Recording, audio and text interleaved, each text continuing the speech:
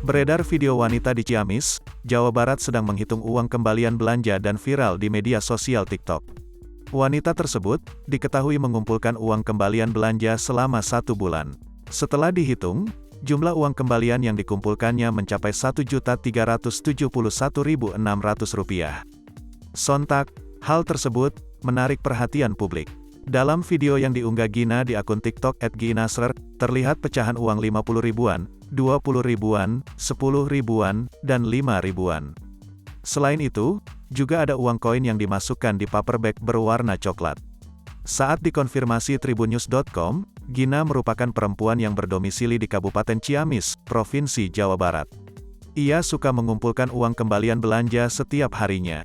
Menurut Gina, biasanya ia mengumpulkan uang kembalian belanja selama 3 bulan, kemudian dihitung. Namun, kali ini ia sudah menghitung uang dari kembalian belanja dalam 1 bulan terakhir.